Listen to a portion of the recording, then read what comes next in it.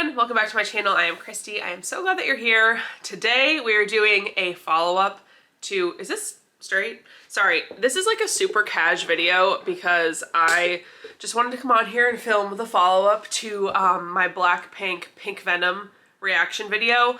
The album came out on Friday. I listened to it literally all day on Friday. I was gonna do a first reaction video, but I decided that I wanted to sit with the album and then come on here and give you guys my full unfiltered thoughts. Anyway, this is a very casual video. I am wearing my Blackpink flame shirt, as one does. I kind of look like a mess. Everything, oh my God, like what? Sorry, I'm looking in the viewfinder and realize I like look unhinged. Anyway, everything behind me is kind of a mess, but we're not cleaning it up because we're just hanging out, right? We're just gonna hang out and chat and talk about Blackpink, and I'm thrilled. If you haven't subscribed to my channel yet, please do so below. I usually do a lot of travel content. I love to travel. That is my passion in life. So if you like to watch travel videos or want recommendations, especially for like food and coffee when you're out and about, please subscribe and watch all my videos. I also do just like general videos about things that I like. I feel like YouTube has this idea where you need to niche down, which I do feel like travel is my niche. But I also like to do other things. I just want to talk about other things that I like. So sometimes I'll do vlogs, like just casual weekend vlogs or like a week in my life vlogs. I will talk about K-pop sometimes. I love BTS and Blackpink. So sometimes I'll talk about them or do reactions to their new music. I will be doing a reaction to Taylor Swift's new album that is coming out in October. I'm going to weep, I already know. Can't wait. Anyway, what else do I talk about on this channel? I don't know, a variety of things. So now that is all done and dusted, as in the intro, please subscribe. Sorry, I just like drank my coffee really fast, so I feel like really ready to talk. So this video is going to be my thoughts on the Born Pink album, Blackpink's second album. I'm saying album in air quotes because it's only 8 songs, but it's fine, I'll get over it eventually. Since this is mostly going to be, not mostly, this is going to just be me talking at you, talking to you. We can communicate in the comments. Genuinely leave comments below with your thoughts on the album, the songs. I would love to chat with you guys about it. I guess this is a good time to give the disclaimer that I feel like I always have to give with anything related to Blackpink. Blackpink's fans, the blanks, can be really passionate, which I really appreciate and love. I'm also very passionate, but sometimes they can be kind of mean. So please don't be mean to me in the comments. I'm just sharing my thoughts. I obviously love Blackpink. Love the girls, want the best for them, want the world for them. But yeah, just gonna give my honest feedback on everything that's going on. So anyway, what was I saying? Oh my God. What I was saying was, since this is going to be me talking to you for this entire video, I am going to put chapters throughout the video. So if you want to skip to a section that you're more interested in, that is totally fine. You may do that. Of course, I would love you to watch the whole thing, but obviously do what you need to do. So the sections that I'm going to break this down into is this first little section. I'm going to talk about very briefly how I got into Blackpink, what I like about Blackpink, the songs I like by them, my bias, etc. The next section will be going song by song through the Born Pink album. And I'm going to give my thoughts and feedback on every single song. Not going to go much more in depth there. And then the final section is going to be kind of my overall thoughts on the album, my thoughts on this album release. And that's where the tea shall be spilled because I have a lot of thoughts. Okay, so the first section. Let's dive right in, shall we? I started to like Blackpink in early 2020. I think this is when a lot of Americans started to learn more about Blackpink because we were in the pandemic. I think I literally found out about them right at the beginning of the pandemic, like no joke, like March of 2020. And I think it's because I was getting recommended videos on YouTube of people who were reacting to Blackpink music videos. And I was like, why? Who's Blackpink? I've heard of them before. I don't really know much about them. I don't know much about K-pop. I've only kind of been introduced to BTS at that point, slowly getting into BTS at that point. So basically I was like, I need to see what this is about. So I started watching their music videos and I was like, why are these music videos like crack cocaine? The serotonin boost you get from watching their videos was insane. I was like, these girls are so talented. Why are they so good at dancing? Why are they so beautiful? You know how they always say that you should be what you wanted to be when you were a kid? When I was a kid, I wanted to be a pop star. Like, I wanted to be a Spice Girl. I think that's why I love Blackpink so much, because I wanted to be something like that when I was young so bad. I would have given anything to be a Spice Girl, like genuinely anything. And so I like look at them and I'm like, oh my gosh, like this is my dream life. Like dancing, singing, like performing. I was like, oh my gosh, like that speaks to me. I literally love it. They're so talented, they're so beautiful. As one does when you're like me and are instantly obsessed with things. I always feel like I need to learn everything about it. So I spent a significant amount of time listening to their music, reading the lyrics, watching all their videos, like following them on Instagram, like learning more about them. And I just came to really love them. Like by the time their album was coming out in October 2020, sorry, my nose is itching. I was so amped for their album. Like I was so excited. And I loved the album. Almost a no skip album for me. I do skip ice cream because I don't have time for that.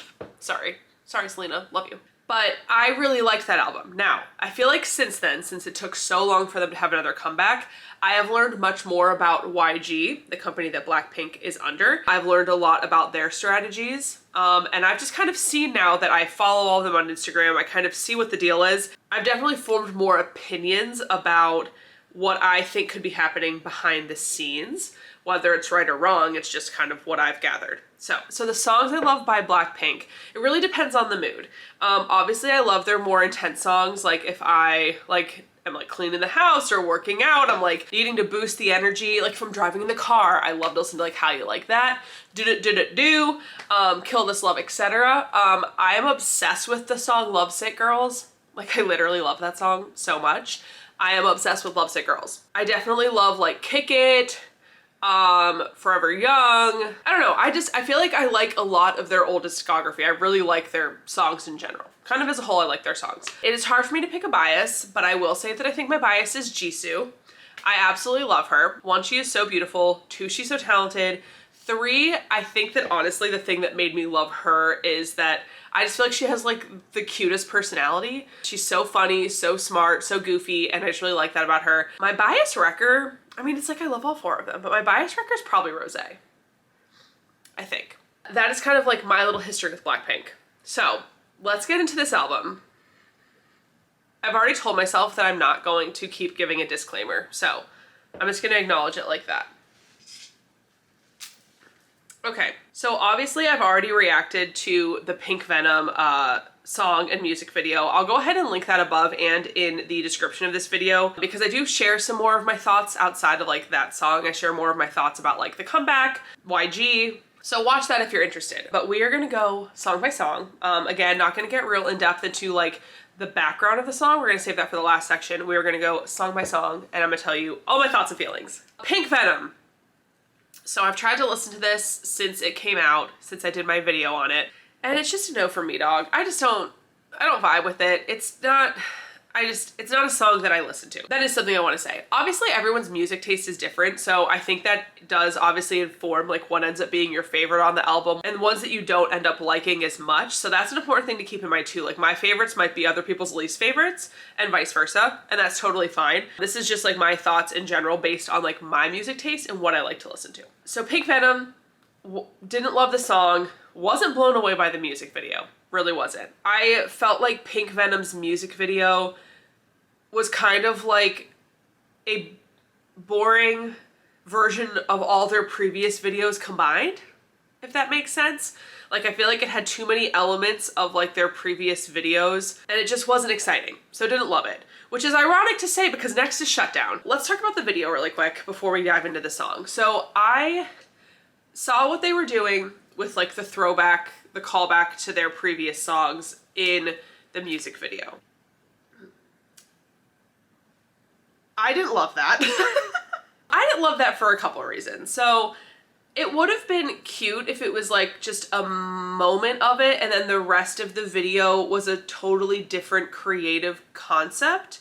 But since it wasn't, the video felt very stale. The video I thought was like pretty boring. I think recycling the old visuals, I understand what the idea is behind that and the intent behind that, but for the viewer and the fan, it's like I would have appreciated that for like 15 seconds of the video, but I want some sort of like amazing concept outside of that. Like, why she keeps talking about how they spent so much money on these videos, and I'm like, where? Like, where's the money? Like, I think back to like How You Like That's music video. Like, that music video was insane.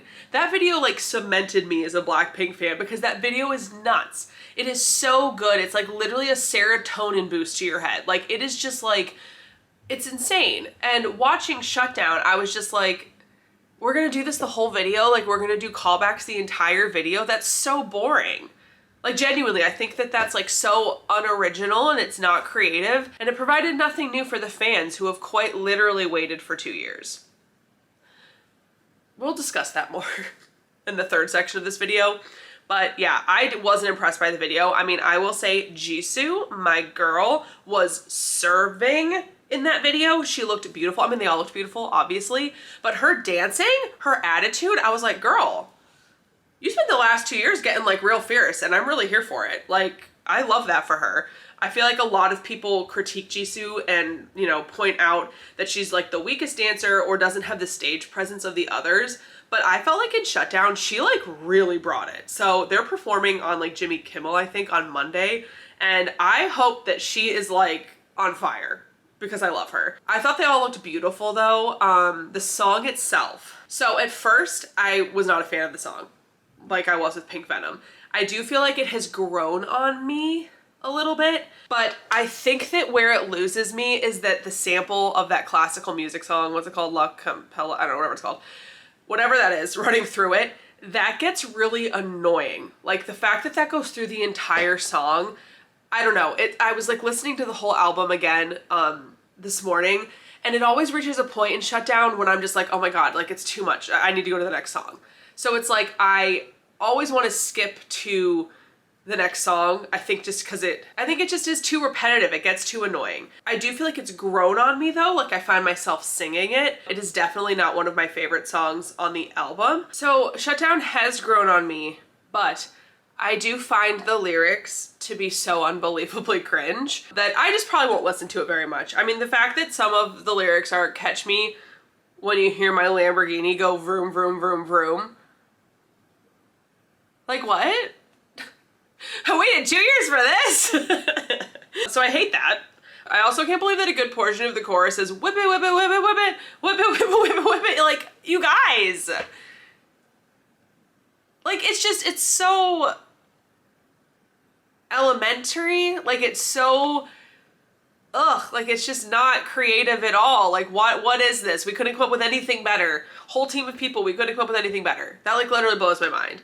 I will say, though, this song, not to keep talking about Jisoo because I just said she's my bias, but I do really feel like this song's, the range that it's in really complements her voice well. I thought she sounded amazing on this one. I thought that Jennie sounded really good on this one. I mean, they all sounded amazing. Like, they really did. I mean, the whole album, they sound so good. But I did feel like Jisoo kind of shone on this one for me, just because I feel like this really, like, fits her voice well. Yeah, so loved that. But the song as a whole, not my favorite. I feel like the melody of it has grown on me, but I think the lyrics are the worst.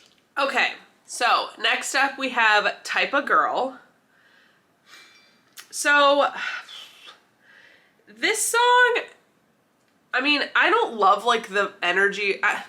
The thing I don't like about this song is like the concept of it. I'm just like, are we really doing I'm not like the other girls concept? Like, I just feel like that's kind of tired. But I feel like the song has grown on me.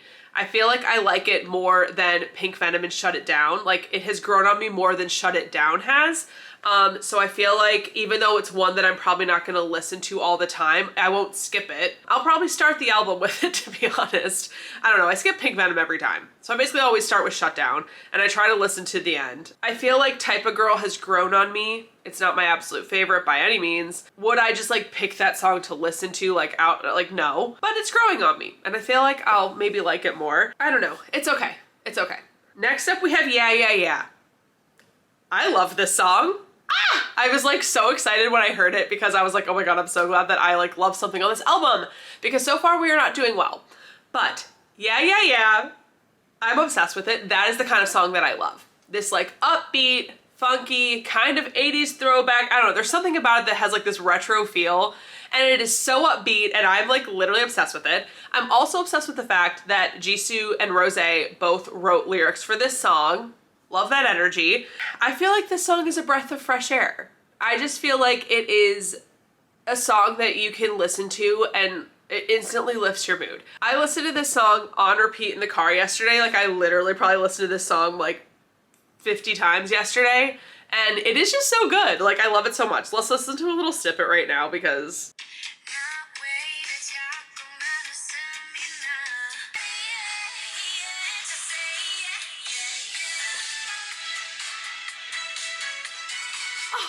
you guys, I love that song so much. It is so happy. It is so bright. Like the whole production of it is so bright.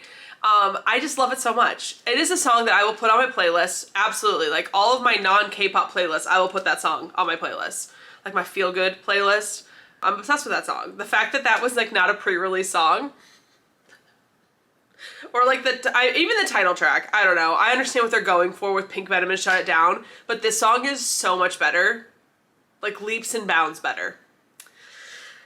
It's fine, but I love it so much. Like, I think this is my favorite song on the album for sure. Like, I love this song. Yeah, yeah, yeah is number one for sure. Okay, next we have Hard to Love.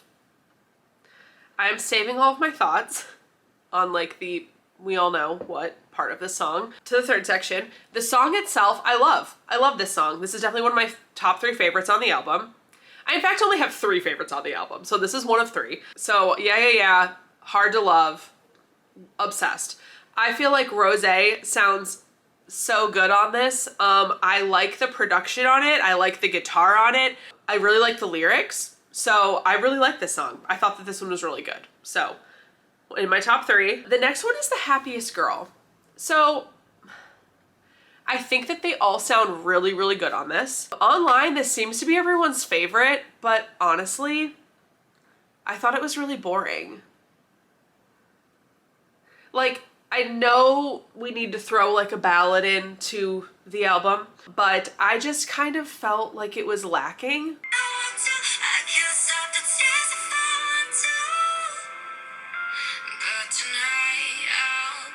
I don't know. There's something about it that I just thought was boring. I don't know if it's a little too slow, drags out a little bit. I just would never choose that song. I would never, like for me personally, like I would never put that on one of my playlists. I also wouldn't seek out to listen to it again.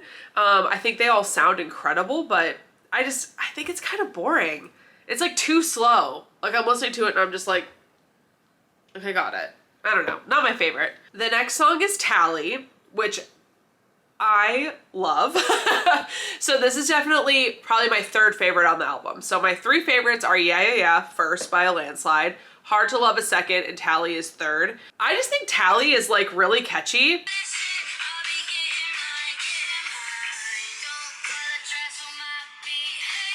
So I think that the lyrics are great. I mean, the fact that they all swear, they all say the F word is thrilling to me. Jisoo, love it, love it. And I also like the message of the song. Like, I do what I want. Like, you don't get to control me. I do what I want with my body, beach.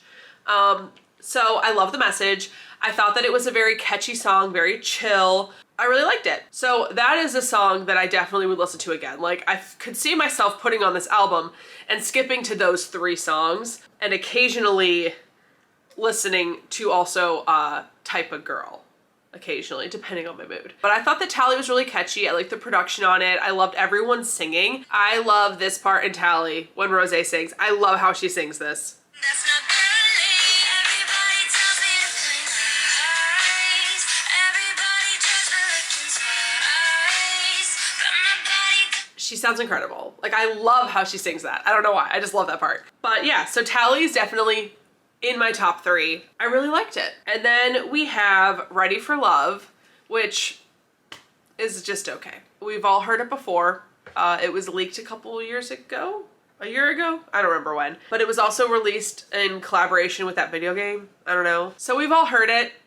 I don't know why it's on this album. I don't know why it's the last track of this album. It's an okay song. I mean, I barely listened to it before the album came out, so It's fine. This is my ranking of all of the songs on the album. Obviously, Yeah Yeah Yeah is number 1 because I am obsessed with that song, but that's my ranking. Let's get to the tea spilling portion of this video because I have a lot of thoughts about this album, this comeback, the rollout of the whole thing. I don't really know what's going on at YG. I'm just gonna say what I've been thinking this entire time, and I do read some things online, on Twitter, on Reddit, and I don't know that I've seen a lot of people saying this. Maybe they are and I just haven't seen it, so I don't really know if people agree with this statement, but obviously we've been waiting for a comeback from Blackpink for 2 years, which in Western music is not a huge deal.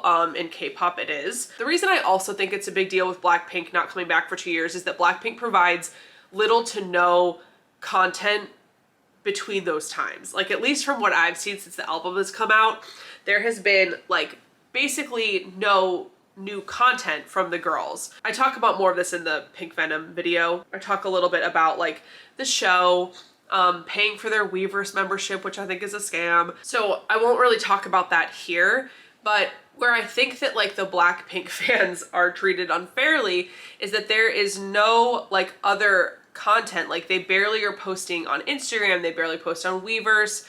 We barely see them together. It's like pretty rare in these last 2 years anyway. And there's really very little like YouTube content. So basically, I think that like what's hard in K-pop is that there is an expectation from K-pop fans that the artists and the groups are going to be providing this level of content because that's the norm.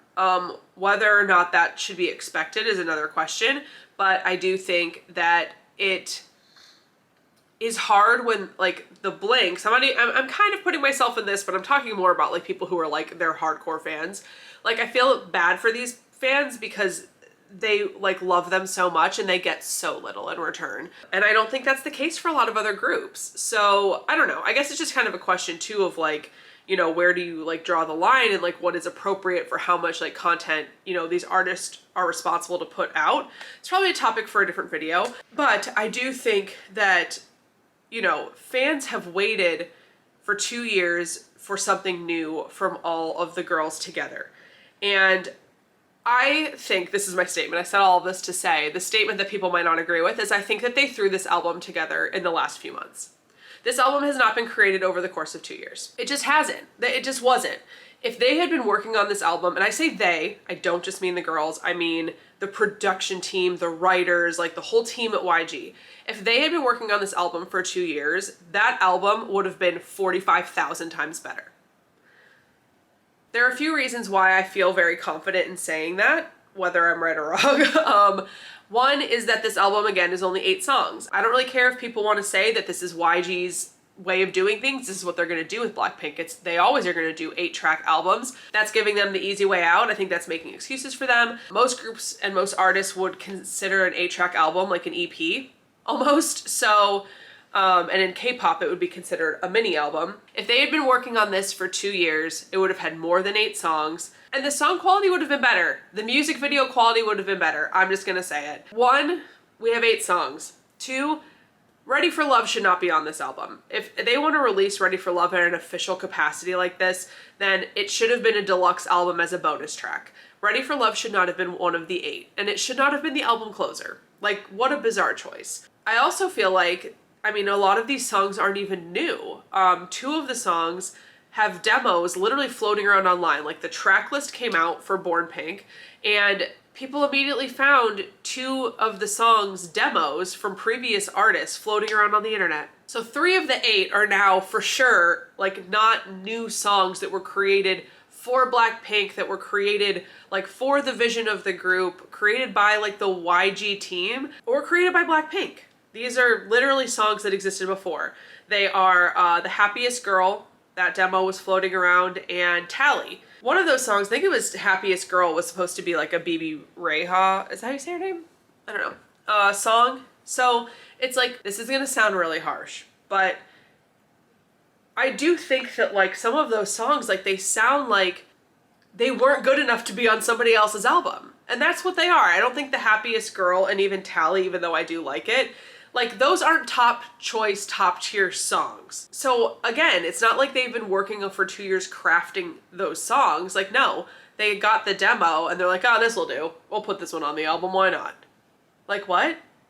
Like I think that that's so bizarre. Yeah, I feel like does feel more special because Jisoo and Rose both wrote on it. I don't know when they wrote it, obviously. I have no idea when this song was created, so who knows, maybe this one was one that they planned for the album. I think that they're probably always writing music, but I'm glad it made it on the album because I really like it. I need to pull up this article that I was reading because I feel like this really like drove the point home for me. I have so many tabs open on my phone. Oh my god.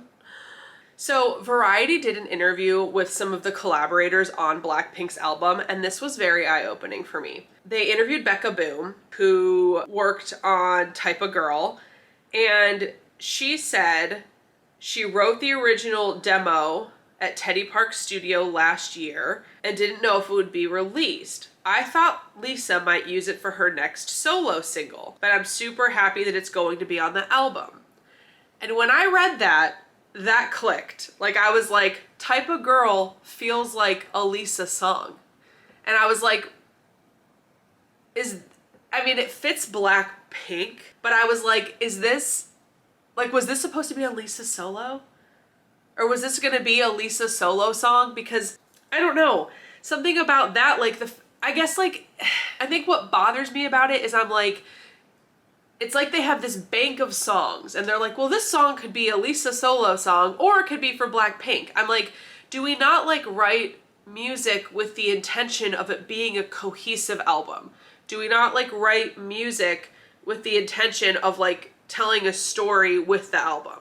The answer is no for them. And maybe that isn't how it's done in most K-pop groups, but I think that I just want Blackpink to be successful. I want it to feel like Blackpink is made up of those 4 girls and what we get from them in the music is a story of the 4 girls, and I feel like we don't get that. I feel like we don't get this like personalized touch. And I think that that would make a huge difference in their music. So this really tracked to me that I'm like, this song really, this probably should have been a Lisa solo song. Honestly, it probably would have been amazing. But that just kind of struck me that I'm like, it could have gone either way, but they decided to like put it on this album. So I don't know. I don't know why I thought that was kind of like, interesting. So in this interview, they talked with Freddie Wexler, who's the songwriter for Hard to Love, and he pitched it to them in June. I found that really surprising because the album just came out in mid-September and they got that song in June and then made it a Rosé solo song, which we need to talk about this. So what's also interesting is in this Variety article, they also were trying to say that all 4 girls are singing on the chorus of Hard to Love. Where? I would like to see it. I need to look up online if that exists somewhere, like somebody like taking that track and like actually like trying to see if all the other girls are on it. I think making that a Rosé solo song is the weirdest decision they've ever made, and that's saying a lot because they make a lot of weird decisions over at YG. Obviously, I love Rosé. I think she's incredibly talented. I love that song. It's one of my top 3 songs on the album, but I just like need to know. Fans waited 2 years for this album. It's only 8 songs. 1 is a song we've already heard, so 7 songs, and one of them is gonna be a solo song. Like, that is not unusual in K-pop. We all know this. Like, they do subunits, they do solo songs on albums, but I think what makes this kind of like a slap in the face to fans is like, they've waited so long for this album. They've waited so long for Blackpink to come back. Blackpink already has such a small discography. Like, they literally have like, at this point, like what, 30 songs maybe? I don't even know off the top of my head. But it's not a lot for a group that's existed since 2016. So for them to come out with an album that is 8 songs. 1 song is one we've already heard, and then 1 is a solo song. Like, we barely have enough group songs as it is. Like, I don't know. I just think that that is such a weird choice. I know a lot of people online are making a big deal about it in context of Jisoo's solo, and I don't know what any of that's about with, like, I have no idea what they're doing with Jisoo's solo. I have no clue. I don't even know how much Jisoo wants to go solo. You know, there's a lot we don't know behind the scenes, but I do think that it is really bizarre that we would have an 8-song album and 1 would be a solo song when Blackpink already has such a limited discography. Like, why would they do that? I mean, I love the song, truly, but it just kind of felt like a weird choice, especially because they didn't announce it beforehand. So I think everyone was really caught off guard. I think overall, I thought that the album was pretty disappointing. I thought that, you know, 3 out of 8 songs is not great. Not a great grade. I think that part of that is like some of the songs on here are just not the kind of style of music that I listen to all the time. I don't gravitate towards some of this style of music all the time. So other people might really like it, and that's great. But for me personally, those 3 songs are the 3 that I liked the best.